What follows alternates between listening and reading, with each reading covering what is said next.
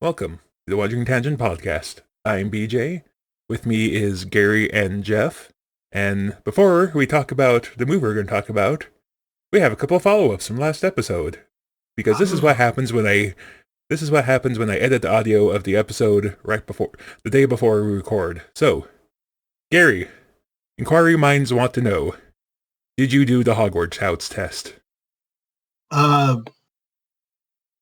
Not yet. I forgot. I completely forgot about that. I figured that's what the answer would be. That is going to be your homework assignment until you do it. Oh, great. We'll discuss it every recording. From now on. It'll be there to haunt you, Gary, forever and ever. Forever. Yeah, well, and then the other thing, and this is something I personally was curious about, but I assume no one else will be, so in the recording of Big Trouble in Little China, Gary, you pondered if Big Trouble in Little China was the origin of the beam clash. Yes. And at the time, I said, I don't think so. And now I can definitively say no. Oh. I was not able to uncover the original beam clash, but I found two examples that predated it. And in fact, Big Trouble in Little China is not even the first Western movie that did the beam clash. Okay. And I forgot to write down the date. Okay, now, because I'm slow, the beam flash, like both sides have their weird powers, and then they shoot them together, and then there's a battle between... Like, that's a beam clash, right? Yeah. Is that what we're talking about? Yeah, it's a Dragon Ball Z trope, right? They both shoot a beam, and they meet in the middle, and it goes back and forth, whatever. Okay. So I have two examples that predate Big Trouble in Little China. One is, of course, what I'm going to mention, because it occurred in Godzilla vs. Mechagodzilla, which was 70-something, 73, I think. I could be wrong on that. And the other one that predates even that is The Raven from 1963. Believe it or not, there was a beam clash between Vincent Price and Boris Karloff. Okay. Or at least as close to beam clash they could get with 1963 special effects. That it being Vincent Price and Boris Karloff, I'm going to guess this is a Halloween movie? Kind of? It's called The Raven, and it's kind of a Halloween movie? Well, yes. It's something I might have to unleash on you guys at some point. This sounds like a list for next year's Halloween time frame. Maybe. It might occur before that, because it's more of a comedy than a horror. Despite the fact it is named after Pose the Raven. But anyway, so yeah, that, ladies and gentlemen, is why I don't edit the podcast the day before, because then I don't bring up the things we all forgot about. So instead, what we're talking about today, we're going to talk about the 1964 holiday special, Rudolph the Red-Nosed Reindeer. We're talking about a good holiday special this year. Yay! Yay! And that's not even like ironically said or sarcastic. It's a nice, quaint little story that just kind of goes well. It's quiet. It doesn't overstay its welcome. That sort of thing. So does this count as a musical? Is this our first musical we're talking about? This counts. This counts as a musical. It does have song sequences, but I think musical requires a certain percentage. Maybe I'm wrong. It's a fairly high percentage of songs. There is. Go figure. Our first musical would be stop motion animation. But yeah, it's musical. It has dancing rabbits and polar bears and assorted other things. And what I refer. I'm sorry, go ahead, Gary. No, I'm just saying it's one of the other things it has is a bomble. And it does incur what I refer to as musical logic, which is that people break out in the song and no one thinks it's weird. I mean, there is one moment. We'll get into spoilers, and then I'll talk about the moment. but there is one moment where it's kind of self-referential. So you'll see. Are we really going to worry about spoilers about Rudolph the Red-Nosed Reindeer? We have to check all our boxes. We have do to follow our rote procedure. Not only is this a 60-plus-year-old movie, but we do kind of have to, because this is almost, I'm not going to say required watching for anybody who's got a family, because it's not absolutely required, but it is certainly up there in the probably should watch this if you've got little kids. Yeah, I don't think it's quite 60 years old yet, because it was a 64, so it'll turn 60 next year. 59 years old, BJ. It's 60 years old. Okay, so in the undisclosed time frame, when you turn 59, I'm going to say you're 60. Is that okay? Might as well be at 59. I mean, yes, if you want to be pedantic, it is 59 years old. Well, yes, I am. Yes, that was me being that word, pedantic. Yes. Yeah. That was the point of that comment, was to be pedantic. Yes. Why are we using such big words now? I don't know. So, especially when talking about a children's movie. But, all right, so... I mean, if you're being pedantic's not really that big a word, but... But, so if we want to go through non-spoilery reviews just to start with, I'm just going to say that it's a good movie to watch with children. I watched it with my son, Jeff. Yeah, I didn't plan on watching it with kids. They just kind of were drawn to it. It has that little kid charm to it where they just had to come in and see what it was and stay. Yeah, it's a great show, and I think there's a lot of deeper meanings to it, if you want to go that deep. And it's a heartwarming story about people who struggle to fit in and where they find their place in the world. So, yes, it's definitely recommended by me. Yeah, speaking as the one guy without kids here, I will still recommend it. It is aimed at children, so don't expect a plot with a lot of nuance. But yeah, it's good. Has good music's good. I don't know if you're particularly picky if the stop motion animation is gonna hold up, but if you have any sense of nostalgia for this, you won't notice. Well, about the stop motion's actually, so I'm sure with modern day CG and whatnot, you could make it better. But the thing about this one is you still recognize the artistry of it, even though it's clearly an older animation style. You still recognize that. The models are going to look like the models because you're taking a picture of a small, what are essentially small toys at this point. And that's it. You really, beyond what they've got, it's very, very difficult to make it any more what it is, right?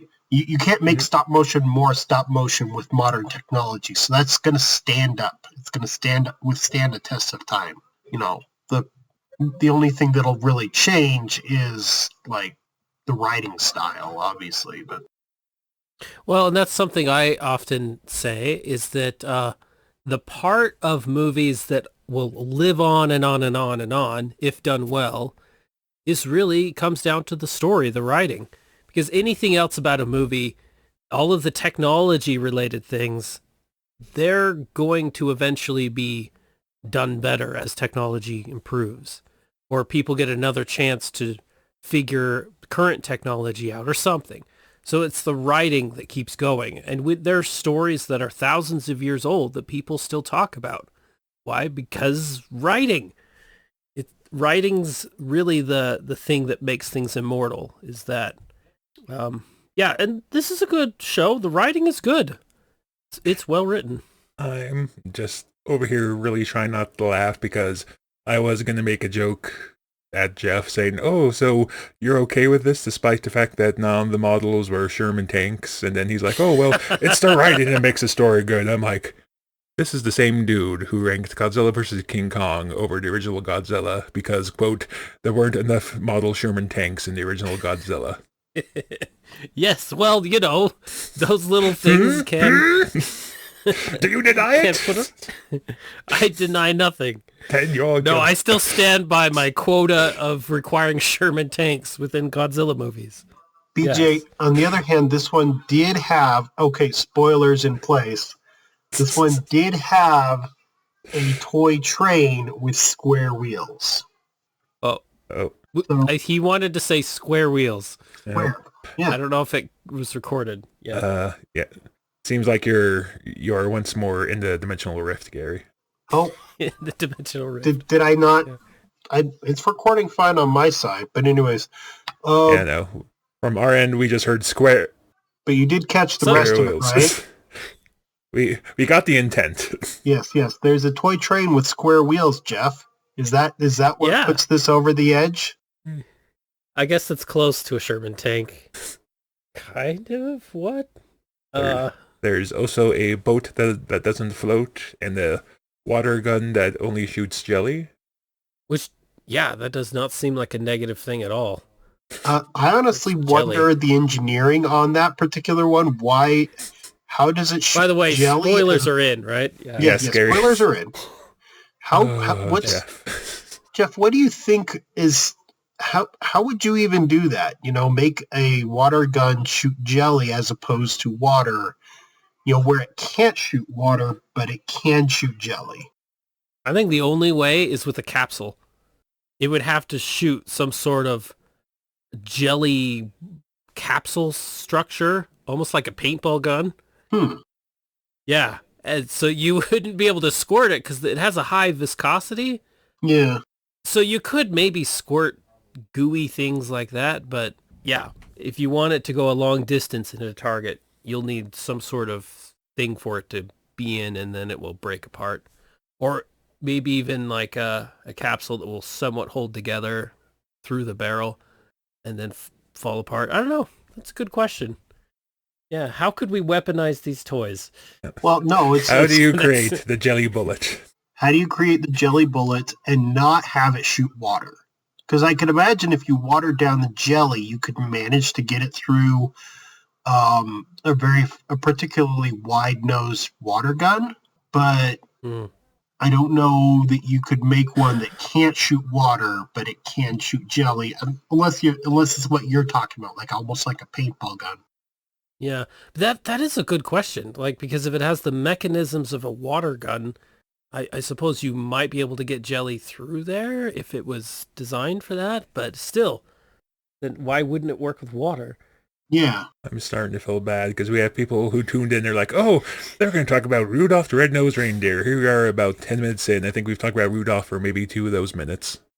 But BJ, we're talking about the island of misfit toys, right? Which is a location that they visit in this movie.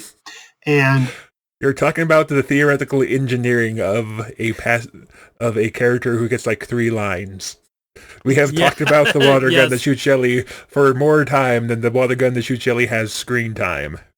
That is true, but it's an intriguing concept, right? I know how you can make a boat that doesn't float. You just drill holes in the bottom.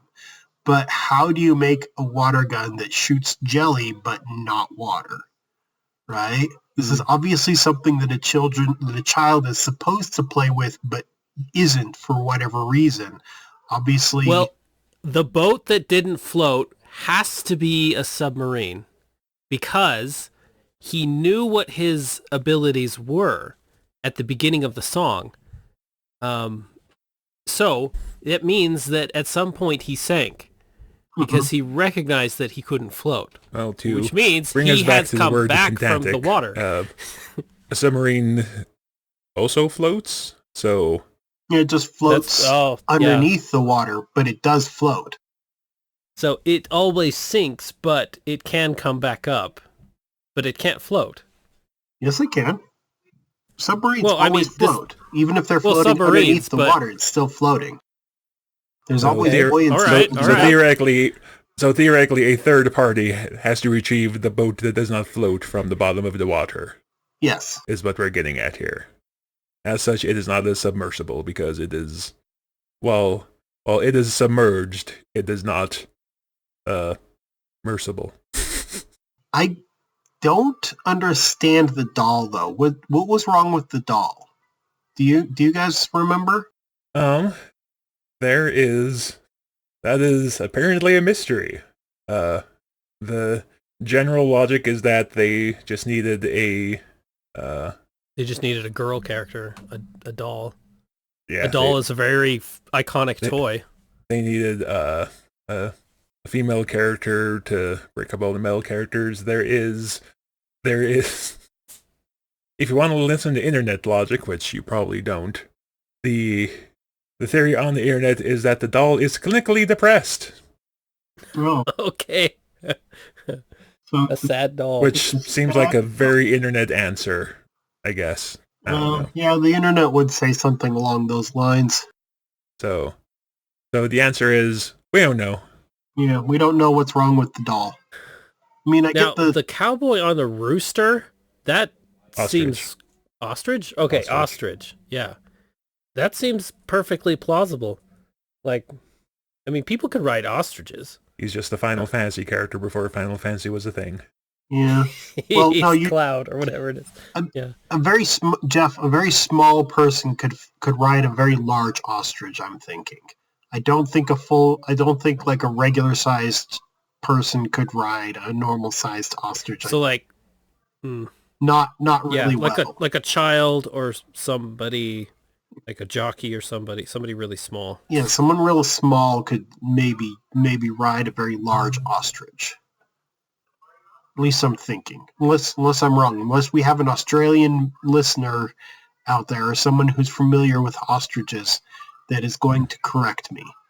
Very much, please do correct me in the comment section.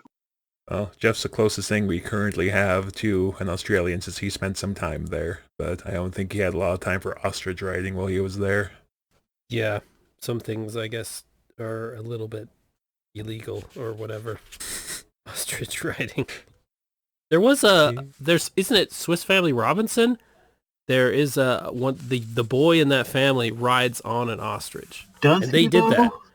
Yeah, he attempts. They did it. To, I think he's on his back, and they kind of. It's been a very long time since I've watched Swiss Family Robinson.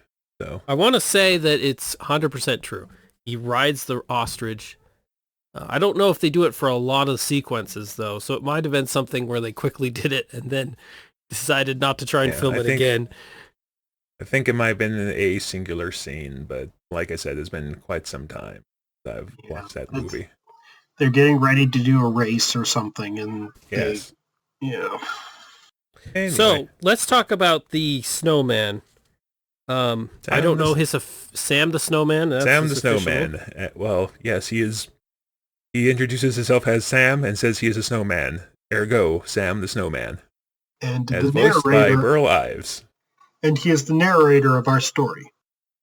So, what's his name? The character or the guy that voiced him?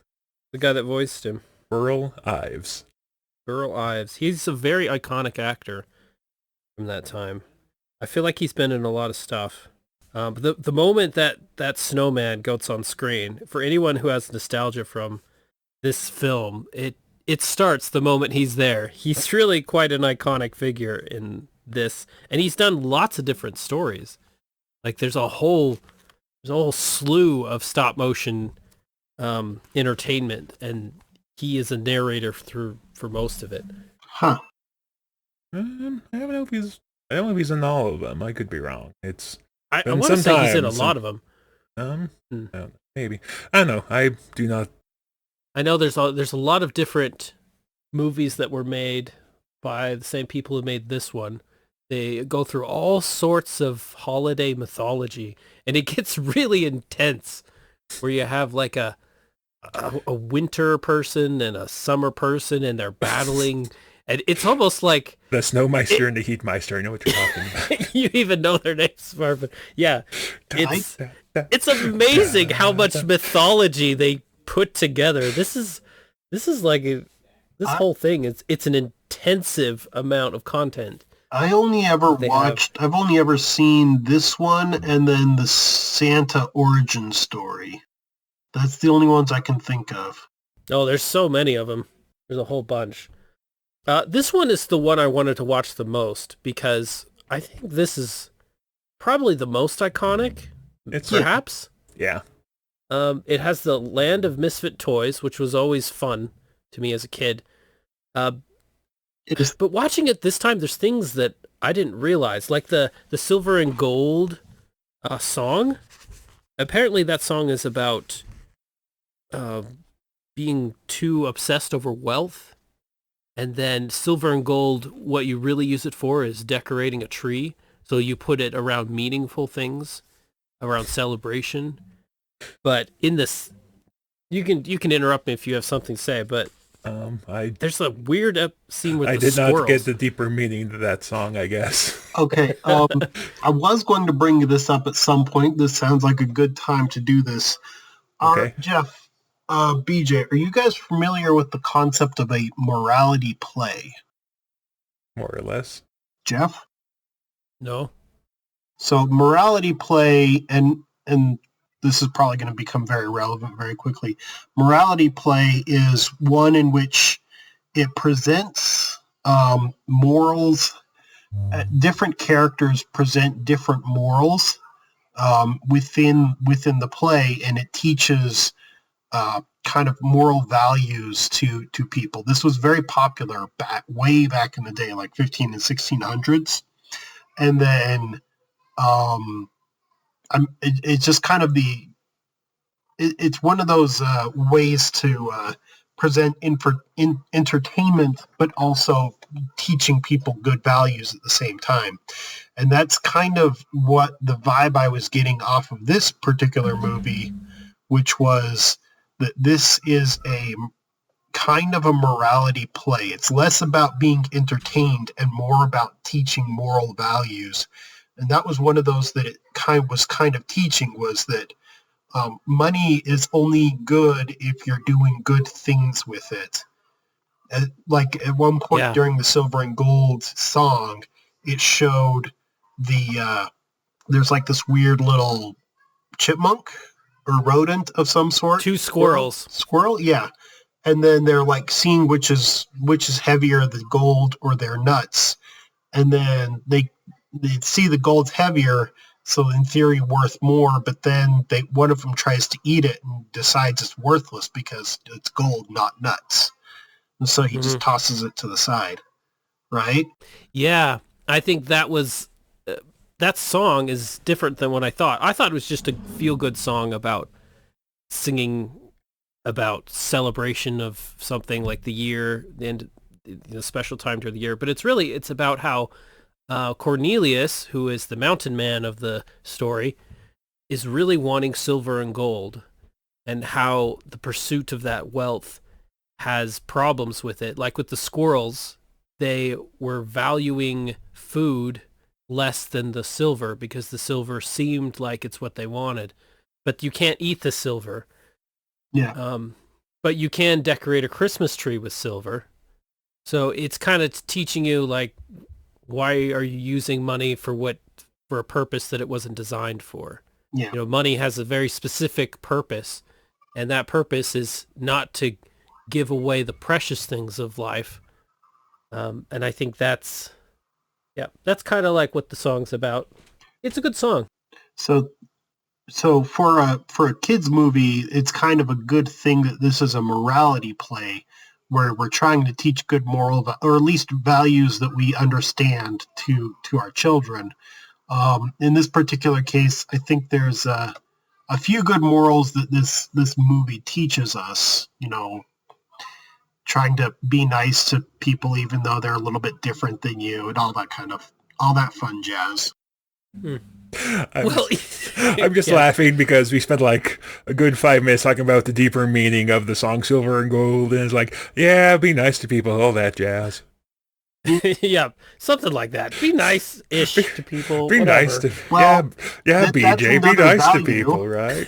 That's another value in that. Do not let the pursuit of wealth blind you to what's really important. I think that's the moral value of that particular song.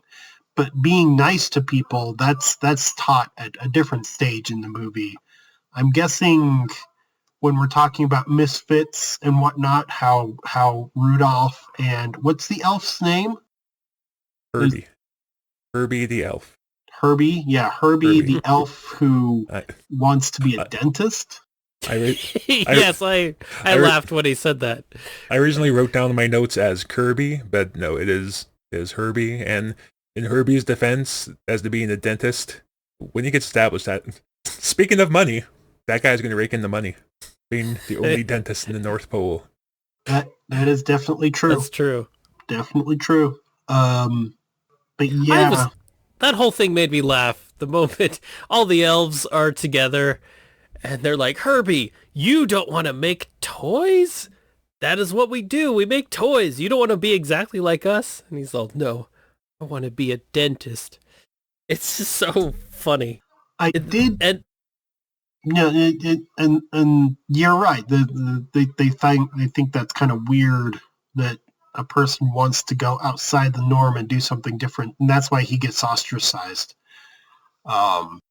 This is all about people being different.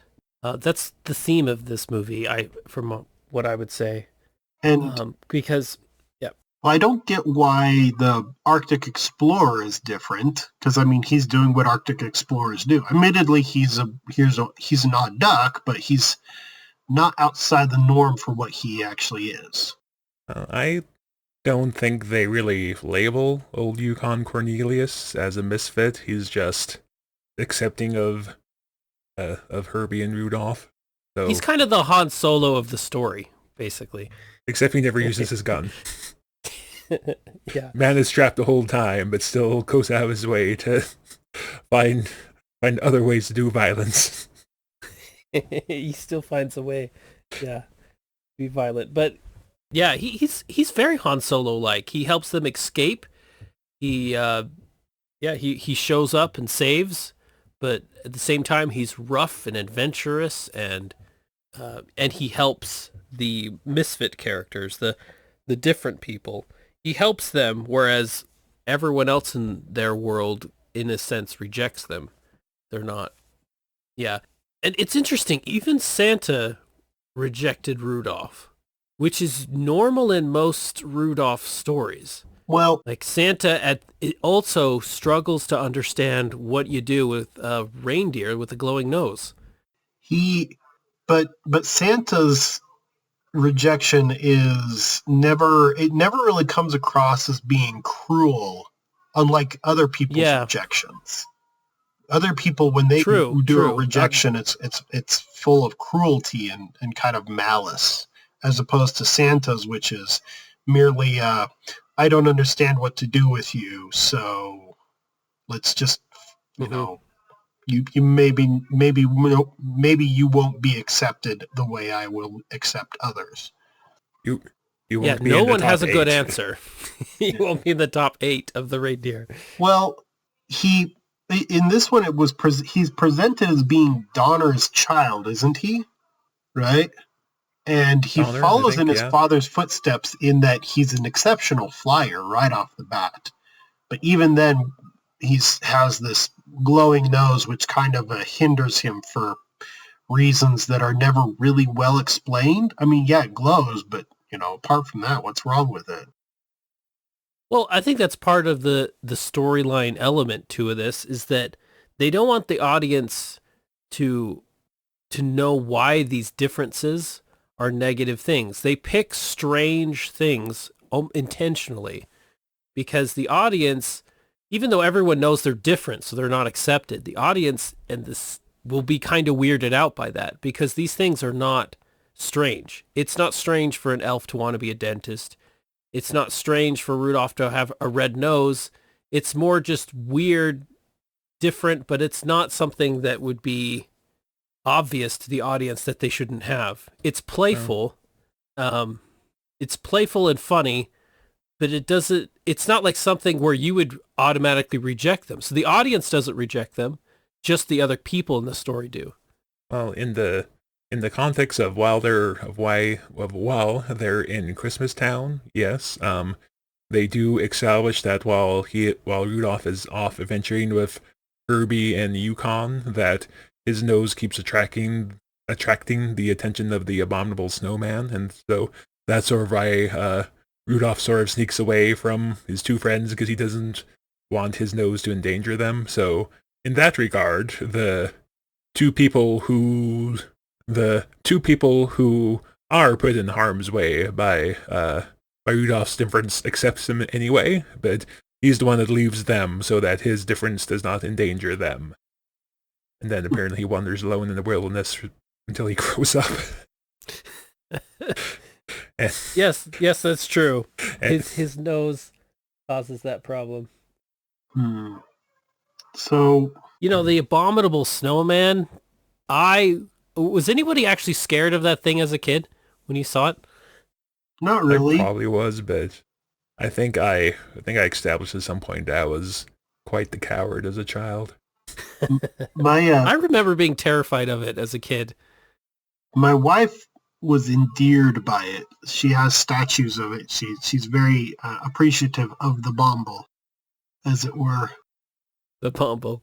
Because, well, I mean, everything in that movie is cute. It's all designed to be, but she's particularly endeared by that particular creature. I will say one thing that I noticed this time around, as compared to every other time I watched it, is that the abominable, whatever you want to call it, is disarmed by the fact that Herbie pulls all his teeth, and they're like, "Oh, he's harmless without his teeth." They say as he fills his mouth with hands topped with long claws. Did anyone else notice that? Yeah, long claws, and he's still got his giant muscles that could probably just wreck them all by themselves. Yeah.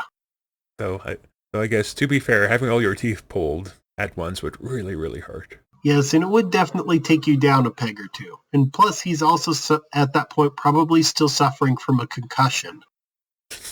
So there's that. Because dropping a boulder on him and then pulling out all his teeth and then pushing him off a cliff, that is way more family friendly than just having Yukon draw his gun and shoot him.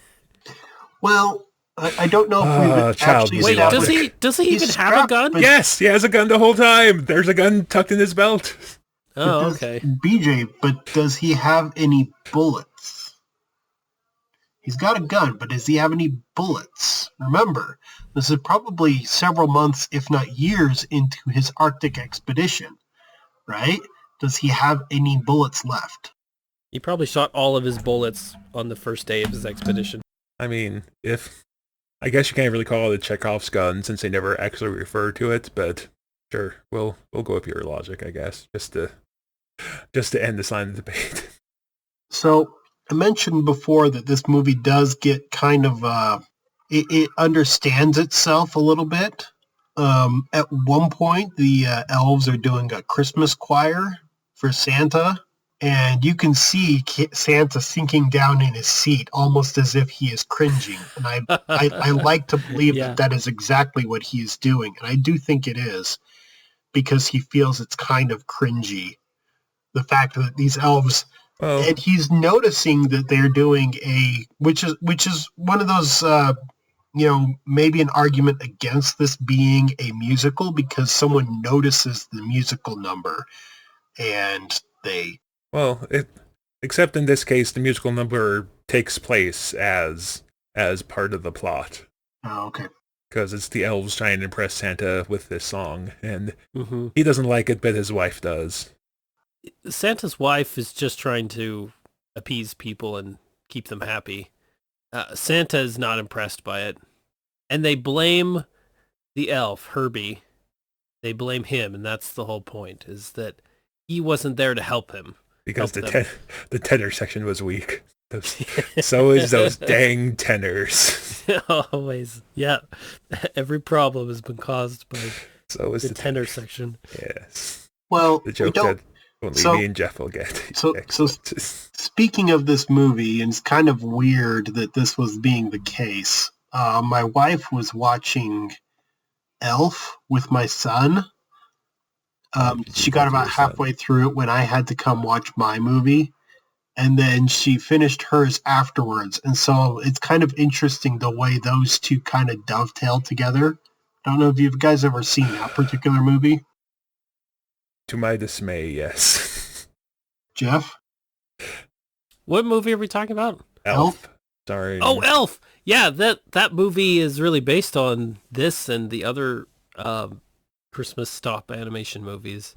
That particular... You think about Elf. Singing... Yes. But I was going to say, that particular singing section actually has a bass. Does it? Is it a bass or no? I don't know. I've only watched it once, and that was enough for me. As per BJ's usual thing, there was a popular comedy, so I didn't think it was funny. Well... You didn't like Elf at all. Well, I didn't, but I don't like Will Ferrell's humor, so... Seeing as that's the point of that whole movie, is to be a vehicle for his humor, I did not like it. That was a polarizing movie in my family. I think I mentioned last year that my family used to go see a movie on Christmas Eve. That was one of the last movies we went and saw, and it was half my family liked it, half my family didn't. So. And Jeff, I will side with BJ in that that Elf is not my favorite movie. I can understand parts of it, even laugh at parts of it. The South Pole Elf section has me, chuckling quite a bit. But apart from that, there's some other parts of it that are just like, I don't know. I just don't know. The first half of Elf is really funny. The first half of the movie. The second half of the movie is like a watered down Hallmark movie, and it doesn't really have much humor in it. But the first half is really well done, I think. Do you guys want to get real divisive? Yes. What are your thoughts on A Christmas Story? Oh no. Oh no, BJ. That's one of the sacred ones. Do not quote the sacred texts. Do not quote the Deep Magic to be out. There was written. Everyone loves The Christmas Story. I saw it once. It has funny parts on it, but I don't think that movie is really about a lot of things. It's more about how a young person's experience with the world is chaotic. And right? No, I had watched it. I had watched it years and go ahead, Gary. No, Jeff, you are right in that it is the Christmas, the fact that it is set at Christmas time is really only a vehicle for a young man's, I'm not going to say it's a coming of age story because he never really comes of age, but it's kind of one of those, he's having this young portion of his life, and it's kind of one of those young man stories. More young man and young family story, and less Christmas Story. Yeah, too. Right. Yeah, again, it might be a nostalgia thing because I think I watched it once when I was younger, but I don't think either my parents were particular fans, so I did not grow up on it. So I did watch part of it last year or the year before because it was playing on the break room and at my work, and I'm like, oh well, I don't have a lot of fun maybe with this movie, but maybe I was wrong. And in the half hour I watched, I decided that I was not wrong. So join us next year when Gary and Jeff inflict a Christmas Story on me. There's That's other an awkward Christmas movie. Movies. There's other Christmas movies. Yeah, an awkward movie. No wonder that BJ, I mean, declared unliker of awkward humor would dislike it. I mean, BJ, there's other Christmas movies, both canonical and non-canonical. If you really want to divide the internet or any particular group of people, ask them if they consider Die Hard to be a Christmas movie. That's going to get some heated arguments. At some point, I think we mentioned this before, that last year Die Hard was going to be what we watched, but then Jeff changed his mind to the Star Wars Holiday Special, and I was all ready to have a good rant about Christmas movies and movies that take place during Christmas, and that there's a difference. But so you see it as Die Hard not being a holiday movie at all? It takes place during Christmas. It does not espouse the values which are generally what's the word, tied to Christmas. There is no peace on earth and goodwill towards men in Die Hard. Yeah. I actually think I would call it a Christmas movie. I would. Well, I would because of several reasons. And I guess this is the tangent we're on right now. But this whole recording has been a tangent we've talked. The Christmas music that's featured in it. The other reason is it's about the character of John McClane has a whole family thing going on within the storyline, and Christmas and family go together. And yeah, there's also several points in the entire storyline where they will play Christmas music at key moments when he's discovering things that he needs, like wrapping paper towards the very end of the film. So there's little tiny subtle things in there that I think tie it well enough in that it's a Christmas movie. But it's definitely not your traditional one. It doesn't go through any Christmas mythology. It doesn't really focus on the day or the season itself. But, you know, when everything comes together, it's a Christmas movie or Christmas song that they end with at the final sequence. So I think that yeah, you know, stopping terrorists, that's, I guess, part of the season. If you're Bruce Willis, it is. So okay, but if you took Die Hard and if you set it to, say, instead of a Christmas party, it was, say, a New Year's party or a Labor Day party, would that intrinsically, is that the word, change the movie? No, it would still be the same basic storyline. Guy goes to a work party, but he's traveling to be with his family for Christmas. He wouldn't travel at any other time of the year. Well, I guess if you had another holiday, like he's going to go be with his family on 4th of July or something. So I guess, yeah, you have a good point. I would say that the Christmas music they intentionally put in there connects it with the holiday. And my debate would be that just slapping in some Christmas songs does that make something a Christmas movie, but that's neither here nor there, unless Gary has something to pipe in about it.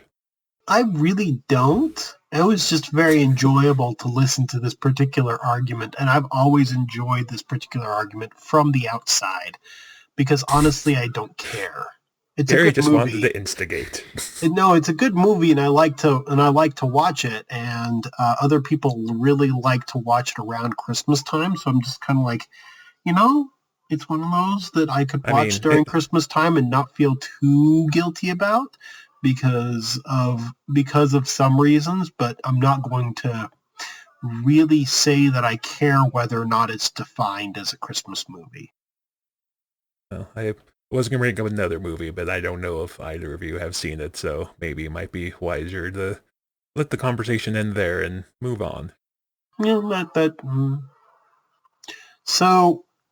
Oh, I have another thing to say. Okay. Sorry, Gary. But, so, Silver and Gold. Well, last thing I'll mention about that. That song made me laugh because he pulls out a banjo and starts playing the banjo. There's no banjo in that song. Like, there's a whole bunch of instruments. I didn't hear a banjo anywhere. There's some sort of stringed instrument. Okay, good enough for me. Banjo's is probably pretty easy to model because it's around something and a flat something sticking out of it. I guess so.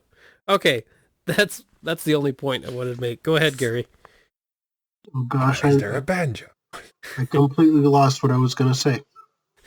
I had this concept I was going to talk about. I had this really brilliant thing to say. I know. The banjo of derailment. So this kind of hazard some guesses about, because there's a lot of questions, right, that people have made about the concept of Christmas. Children will contemplate Christmas and think about how the magic actually happens. They try to peer back behind the curtain of how Santa Claus actually functions. And in this particular case, there's some interesting conjectures made in this particular movie, right? The reindeer just automatically can fly.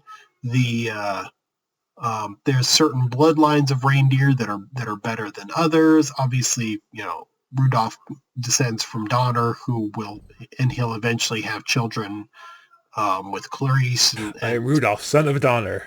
Yes, I, Rudolph, son of Donner. I'm Rudolph, then there's going to be Rudolph, son of Rudolph. I have come to save Christmas. Exactly. Why did you do a Yoda voice for that? I don't know. But there's certain interesting mythologies that are starting to be developed, right? Around the concepts of Christmas. And there's at the end of the movie, during the end credits, it shows the presents being distributed. Each of the presents is being given like a little umbrella, and that's kind of Santa's just kind of flying over the houses, and the presents kind of parachute down.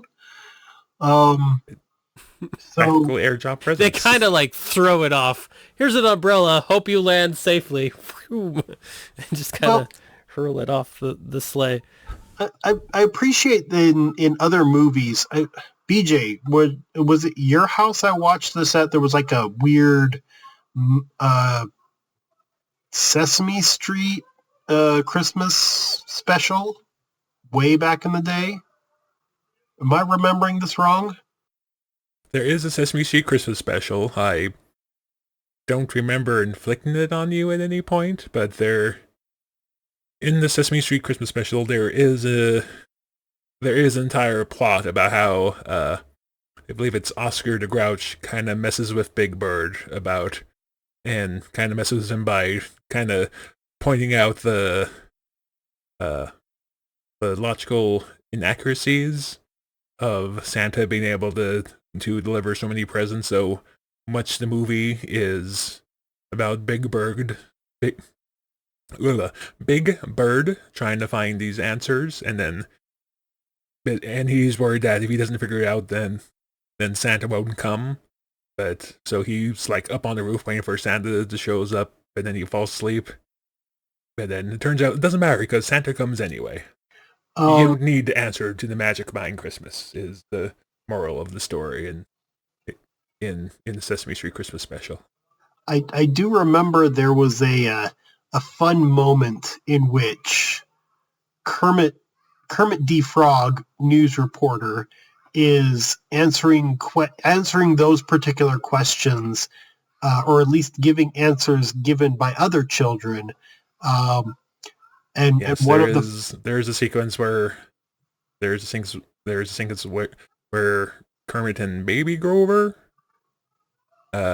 interview a bunch of children, and apparently I will let you go from there. Yes. No, but one of the funny ones, the one that I had me chuckling and always kind of stuck with me was the probably the most plausible, at least from a child's mind, is that the way Santa gets in isn't through the chimney, because that's just a misdirection. He's actually sneaks in during Thanksgiving amongst all the guests and then just kind of hides in somebody's closet until Christmas Eve, which I guess makes sense to a child. It doesn't make sense, to an adult who understands the logistics of the entire Christmas Eve,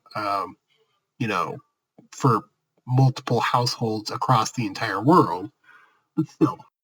Well, I mean, that gets into like the time dilation or like weird quantum theory stuff behind. Yeah, because Santa could actually do it. it comes down to Santa accomplishing his goal simultaneously. So in other words, he visits every house at the same moment. He can be in multiple places in the universe at the same time, or at least, yeah. There's also... Like quantum physics. Two things can exist in the universe at different places at the same time. Jeff, you also must account for the size of Santa's stomach. There's probably a black hole going on in there because he has to eat the cookies and drink the milk at every one of those households. That guy's got a big stomach. Yeah, that would be a lot of mass that suddenly congeals together, right? Yes. It all has to fit within his stomach, too. Yep. So we're getting into time manipulation. We're getting into, high energy states. We're getting into spatial manipulation. Like we're going to have to figure out either he's there for a long time. Either there's a time dilation and it doesn't matter. He has... Good question is, where does he go to the bathroom during all of this? Maybe he probably doesn't for a long time, and then when he does, it comes out as like a neutron star because it's highly, highly dense, like way more dense than normal matter would be. Can we not talk about Santa using the bathroom? Well, I just thought that because of time dilation, the time is passing differently for him, so he just uses the bathroom normally. But he's just visiting other people's. Visits the bathroom at somebody's house while he's doing his rounds, and then he's very courteous and keeps everything nice and clean. That was the assumption I was making. So he finds the finest bathroom in the land. If you wake up and your bathroom is cleaner than when you went to bed, that means that Santa came, right? Probably. He used it. He'd probably leave like a nice peppermint smell behind or something. Not because of any magical properties. He probably just keeps a little aerosol can of freshener. I struck peppermint. I'm rich. I'm rich. I found a peppermint vein. Well, we found a way to tie it back in, so let's keep going with Rudolph. Oh. So what would be the realistic benefits of a red nose? Just to kind of end things off, maybe, because I do have to leave a little bit earlier today. So what would be a realistic benefit of having the red light at the end of the... So if your nose, this is a literal source. A light source. But red doesn't travel very far. If you're trying to pierce, it's a handy light source for when you need to maintain your night vision. I don't know. Yeah, but it's kind of self-defeating. He does use it at night. So I've heard variations. Maybe it's infrared. I've heard theorized variations on other people who write more fiction about the Santa, quote unquote Santa universe, right? People are contemplating it, and other variations, future generations of Rudolph's children end up with like radar properties, which would be much more useful, especially in a flying condition. But radar properties. So not only does it emit red light, it also like sends out radio waves that could bounce off objects and then relay that information back to Santa in his sleigh. Yeah, somehow, pretty much. Or rather, Rudolph's a guiding reindeer. Doesn't he not just light the way, but he also kind of directs or steers the sleigh? Now, I could see Rudolph being useful in the way that airplanes having running lights would be useful, so that there's less midair collisions. So I can imagine, especially with as many airplanes are as flying, back in the 60s and these days, foggy night, you don't see Santa. He has to be very worried, so he doesn't take off. But, if he's got a light on his flying object, that being Santa's sleigh, if he's got a light there, then he's going to be visible, so therefore he can fly in the fog. Would that be the idea then behind it? Possibly, but it's also like NORAD and all of them track Santa, so I assume Santa's tied into air traffic control somehow. That is true.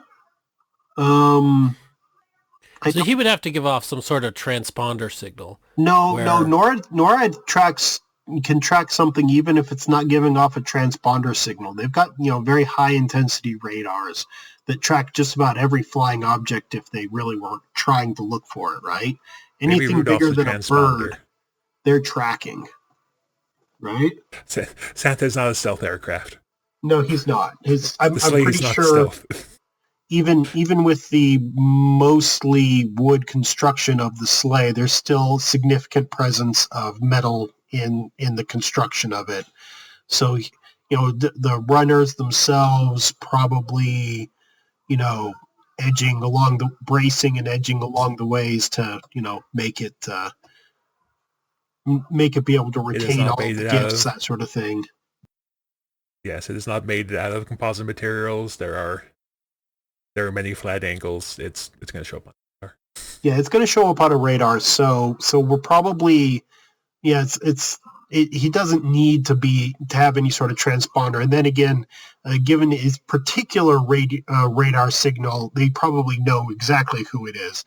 Though the question then comes up, do we need to have a heightened alert level during Christmas time, just in case other countries or the United States decides to build Santa sleigh shaped aircraft to get through international airways for first strike potential? Oh yeah, because you would have diplomatic immunity over different airspaces, right? Well, that's why it would be the perfect cover. That's why you have Rudolph act as a transponder. Problem solved. Probably. Also that would probably be an international treaty preventing people from building Santa sleigh. Santa sleigh shaped you would have aircraft. to. It'd be way too much power. I mean, come on. Let's face it. If you're making a copy of Santa sleigh, I'm pretty sure that's straight to the naughty list. That definitely is straight to the naughty list. That will put you on the naughty list for sure. Especially if you're using it to develop first strike capabilities against other countries. Yeah, you could parachute things down with umbrellas or something. I mean, who knows what kind of power you would have. So since we are apparently on the time limit, the wrench is back on topic because I wanted to ask this question. Okay, go for it. Even though I'm pretty sure I know what the answer is going to be. What is your favorite version of the song Rudolph the Red-Nosed Reindeer? There's different versions? That was the answer I was expecting. Very good. Yeah, I didn't... different versions. There are indeed different versions. Okay. I could imagine like people jazz it up and whatnot, but that's like, are you saying there's rock and roll, or is there? There are many merry, very merry, very many versions. There are very many merry versions. Oh. Anyway, so I will. So what's yours, BJ? So what's your favorite? Well, I will tell you my least favorite and then my favorite. So my least favorite, and I bring this up for a reason because I want to see what you guys think about this. My least favorite version is the version by Jack Johnson because he adds a verse at the end. I will now perform a reading of said verse to you two so I can hear your reaction about said verse. Are you ready? I'm ready. Okay, so and this comes after the final verse of where the reindeer now love Rudolph and that he will go down in history. Mm-hmm. Jack Johnson adds the following verse. But Rudolph, he didn't go for that. He said, I see through your silly games. How can you look me in the face when only yesterday you called me names? And all of the other reindeers, man, well, they sure did feel ashamed. Rudolph, you know we're sorry. We're truly going to try to change. Yeah. So he doesn't forgive them so easily, right? Christmas time is supposed to be forgiving and nice and kind. Okay, good. No, Rudolph's supposed to have revenge. I will have my revenge. You didn't let me play your reindeer games? Well, okay, I have something for you. Okay, I'm glad I'm not the only person that was very annoyed by that that additional verse because a lot of the comments online was, oh, I like that verse because I always thought the reindeer got off too easy. I'm like, isn't it always? I'm like, it's Christmas. It's like time of cheer. It's also, this is the kind of thing that's so I understand the concept because I was earlier in the podcast talking about morality, right? This being a morality play, and I guess a person wants to teach a moral lesson with this song, right? And I can understand that concept, but the reason why the original morality worked was because, turning the other cheek and forgiving people for past incidents, especially stuff done while you were a child, right? Most of the rejection that goes to Rudolph is from other children. Admittedly, there are a few adults, but, most of the rejection that takes place in this is done by other children. And children making mistakes is kind of, the entire point of childhood. You should be able to make mistakes during childhood and not have those held against you as an adult. Well, children have a lot to learn. Yes. Everything's new. And if there's one thing I like to say, and maybe, I don't know if this necessarily comes from me, but a lot of people say how history repeats itself. Well, the reasoning behind history repeating itself is because it's always involving people. Humans repeat themselves from one generation to the next. So yeah, children are going to have the same similar experiences their parents had when they were kids, and that whole sequence of things that happen will repeat over and over again. But yeah, you can't hold high standards to kids because kids eventually learn from their experiences and they improve. And I guess in my train of thought, because I was thinking about this, is that it's already in the original song, it's already implied that the reindeer have changed, right? It's not. Yes. And then all the reindeer, begrudgingly accepted Rudolph. It's not all the reindeer were kind of okay with Rudolph. And then all the reindeer loved him. So the reindeer have already come to embrace Rudolph because of his differences, in spite of his differences. They have already changed their tune. You do not have to add in this next verse where they have to be shamed by Rudolph before they change their ways. Yeah, everyone learns in the story. Everyone figured out that they had misjudged Rudolph, and Rudolph figures out he had misjudged himself, too. Yeah. Everybody learns that lesson. That other version just sounds like a person who's being vindictive and holding a grudge well after the fact. Yeah, and that does not sound like a very healthy mindset to have. Sounds like a person who maybe should... maybe seek counseling of some sort. I don't know. It is very 21st century edition where we are supposed to be loath to where people are loath to extend forgiveness.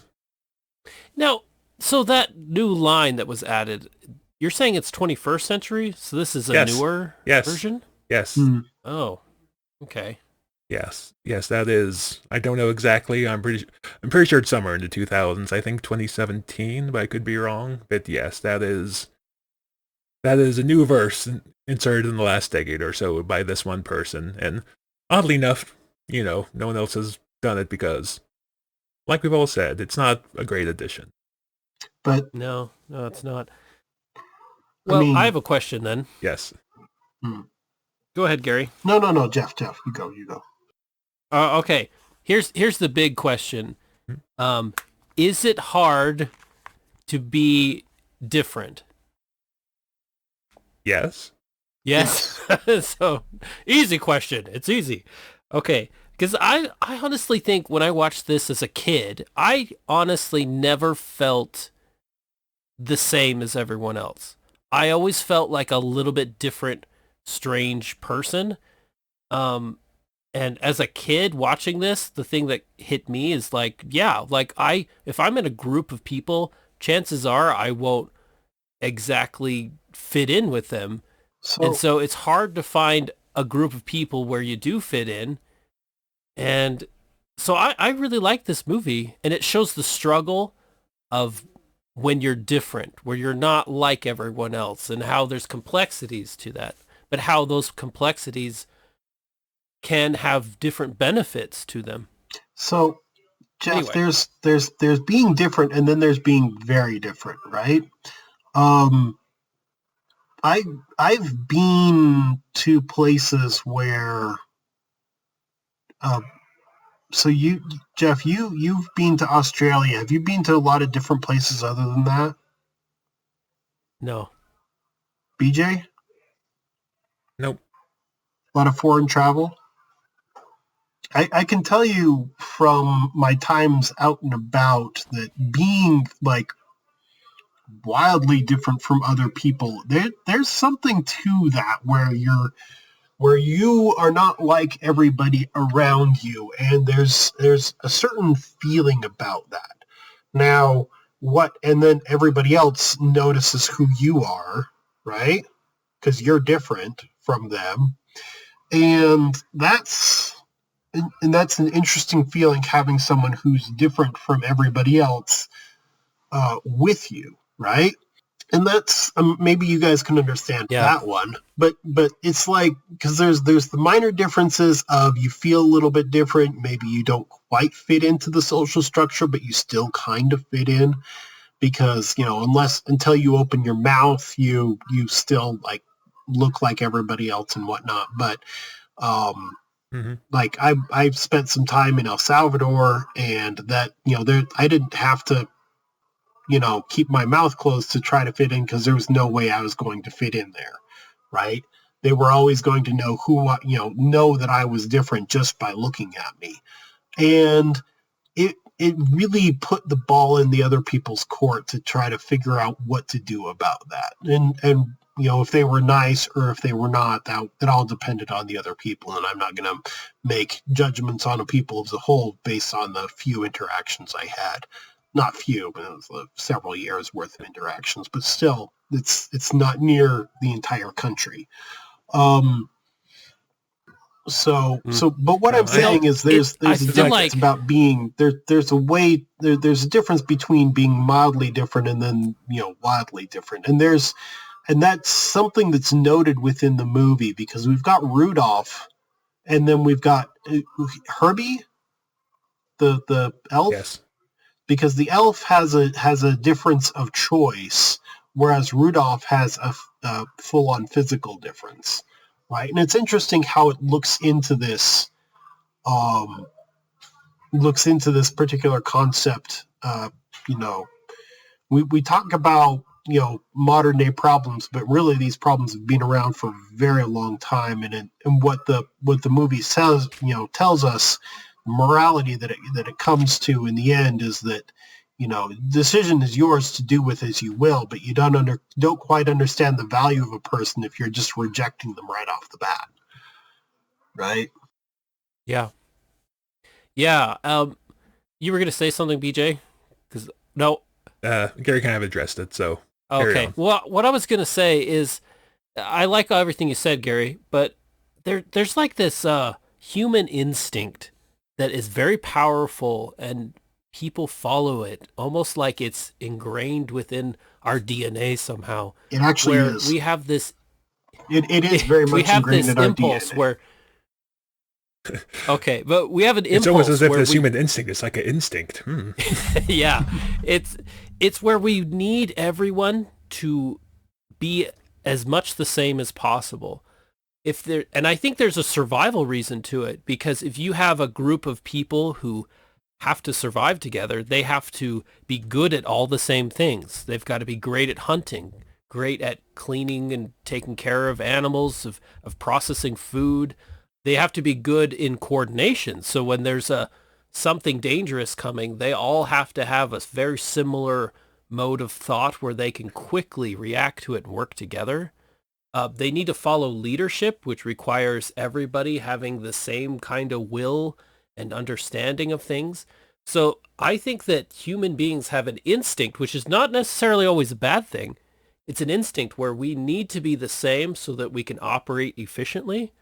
But there's a problem, and that is that people change over time. There's like Rudolph, who has a mutation.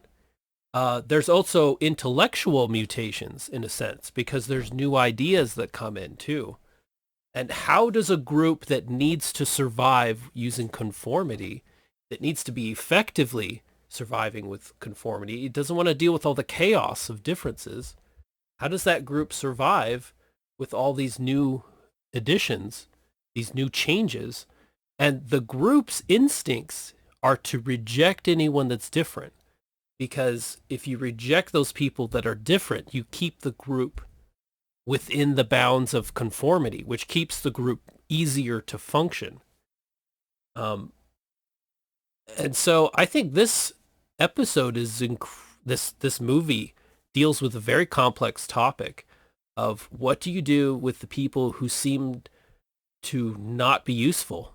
Because a dentist is not useful to the elves. The elves make toys. They don't fix teeth. If Rudolph has this shiny nose, he's not going to operate like the other reindeer. All the reindeer are going to just, this nose doesn't seem to have any kind of merit to it at all.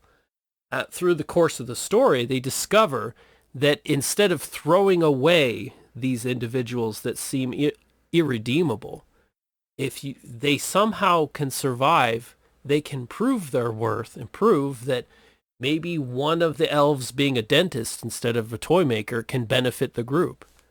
Or with Rudolph, he's able to find solutions or provide a solution to them that they didn't ordinarily have. So it's this moral story of what do you do with conformity? Yeah. Jeff's over having this big deep thought, and Susie said mute, and I'm just on the line of, so is Rudolph going to be the Charles Xavier or the Magneto, the North Pole? Yeah. Anyway. So, who's going to be Magneto? You don't really have a division like that. That was a joke. I did not mean it to branch off another conversation because Gary said he's on the timeline. Yes, I am on a time limit. Otherwise, I'd go into but it does actually fit can of worms, because that is a very interesting can of worms that I eventually want to open up, but probably not while talking about this particular to compare Rudolph the Red-Nosed Reindeer with the X-Men. No, I was talking about the that's like a 5-hour conversation right there versus Magneto, because those two have a very interesting dynamic throughout the entire history of the X-Men. The entire concept of the X-Men, those two have had a very interesting history, and they kind of embody that particular moral dilemma. But like I said, I don't have the time today to talk about that, or to open up that particular can of worms. Yes, that's why I was trying to kill that conversation, but you kept dragging it on. So anyway, Yeah. So Rudolph the Red-Nosed Reindeer, deep thoughts aside, approve, I guess. Oh, definitely approve. Definitely a kids movie. Watch it every year with your family. Jeff? Yeah. I have seen every kid liked it. There was a scene where of the Misfit toys came out, and one of my kids just looked at it and thought, "Oh, I'm gonna leave." Like he suddenly walked away. It was a little too hokey for him, and it made me laugh too. But all the kids seem to like it really well. It's so well written. And it's fun. Yeah, it is a kid's movie. Goodness. And I'm kind of one of those weird adults where kid things don't really throw me off as much, because even if I'm not a kid anymore, I really appreciate the effort and the art behind it all. It's a brilliantly well-made kids movie. So, yeah. You did say at some point that you collected books from Sesame Street, so it's right up your alley. True. That's true. I do collect Sesame Street books just because they're well made. That's enough for me to like them. If anything that's well made, it should be appreciated. I also approve of this movie, and to answer the question that no one cared about, my favorite version of Rudolph Red-Nosed Reindeer is the one by the Temptations. So there you go. Go find that one. Okay. I will go look for it. So, any final thoughts that won't drag into a 15-minute conversation? I have no final thoughts like that. Okay, so I guess we'll call it there. Do we want to spoil what we're going to talk about next time? For I guess this is the penultimate Christmas episode. Next episode is the ultimate Christmas episode. Oh, that's a classic. There's only 2 Christmas episodes. Okay, so do we want to? Yeah, let's spoil it. Okay, let's spoil it. Let's spoil the whole season. Okay, the whole season of one other episode. Huzzah! We're going to watch. I forget exactly what year it is because I haven't looked up yet. But we're going to watch Scrooge the musical, which I love. And these other two most people are drawing a blank as to what that is. Well, the members of my family very happy. You two, not so much from the reactions I've gotten from you before. So I mean, it's a good enough movie, and we'll get into it when we talk about it next time. Yes, we will. I will. That is the mountain I will die on. But anyway, so that's it. That's it. Talking about the man I'm going to die on for Christmas. Huzzah! Happy holidays, everybody. Happy holidays. Enjoy the season. I'm BJ. With me was Jeff and Gary, and we will see you next time. And we'll go down in history. Like Chris Columbus. Public domain, right? That's racist. No. Well, he went down in history. Yeah, I didn't say he was great at history. He went down. In what way? Yeah, well, you're talking about that. Watch our White Buffalo. Watch our White Buffalo episode. Speaking of history. Oh. All right. Bye, everybody.